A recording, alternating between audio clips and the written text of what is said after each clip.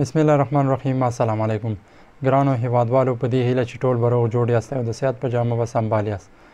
لکه څرنګه چې نن د سپټمبر 9 د زړه نړیواله ورځ ده، زه ډاکټر کفایت الله امانی یو ځل بیا ستاسو په خدمت کې حاضر یم. لکه څرنګه چې نن ورځ د زړه ناروغۍ په هیواد کې خورا زیاتې شوي دي، نو دا ځل غواړم چې د زړه د ناروغیو څخه د مخنیوي په لارو چارو باندې ستاسو سره خبرې او معلومات شریک کړم. زړه د بدن هغه مهمه او حیاتي عضو او غړی دی چې فقط د څو دقیقو نه فعالیت کولو له وجې انسان د مرګ کندې ته رسوي.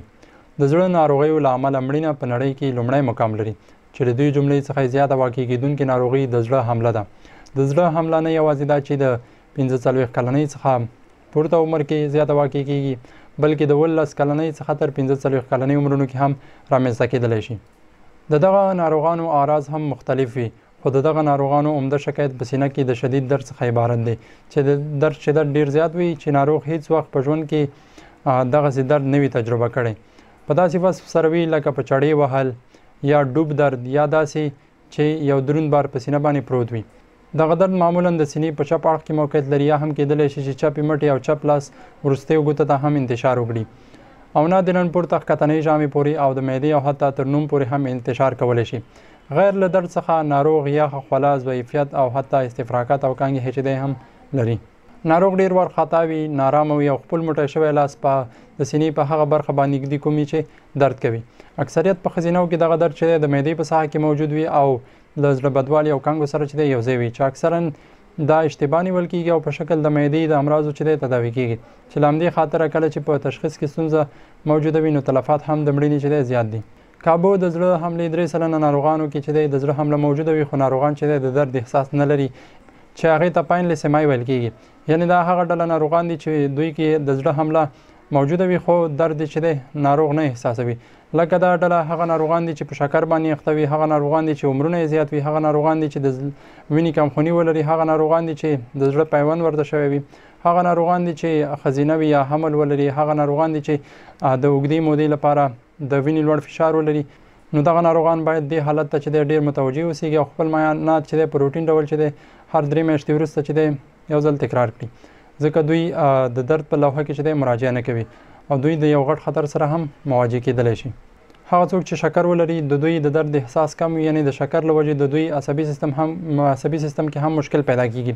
دوی درد نه احساس کوي او اکثرا په شکل د ضعیفیت چې پانی شکل منځته راځي یا د یو نفس تنګۍ په شکل چې دا هم اني منځته راځي اعراض دوی سره چې دی پیدا کېږي. نور اعراض هم په دې ناروغانو کې چې دی په غیر معمول شکل واقع کېدلی شي، لکه د زړه د ضربان زیاتوالی، د زړه ټکان پیدا کېږي یا نفس تنګي پیدا کېږي یا هم کسالت منځته راځي، چې ټول اشخاص باید دغه اعراضو ته چې دی متوجه اوسیږي او دغه اعراضو په شتون کې باید په چټک ډول چې دی ډاکټر ته مراجعه وکړي.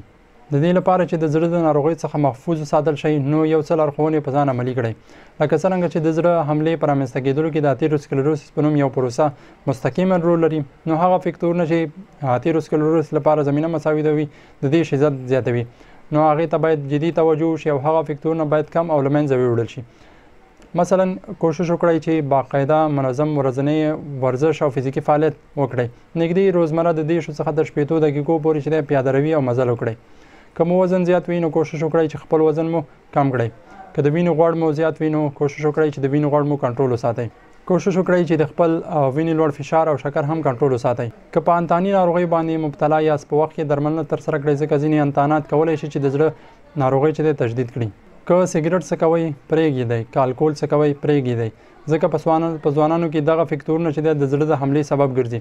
که د ورځې یو دانه سګرټ هم وڅکول شي دا د زړه د اسکیمیک ناروغۍ او د زړه د حملې یا احتشا خطر چې دی زیاتولی شي.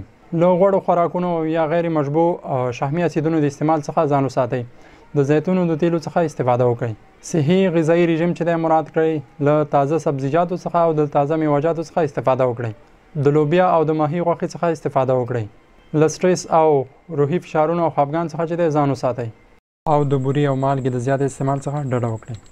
نو دا یو څه معلومات د زړه د ناروغیو د مخنیوي په اړه چې له تاسو سره مې شریک کړل. له توجه څخه مننه. ستاسو د سالمې روغتیا په هیله.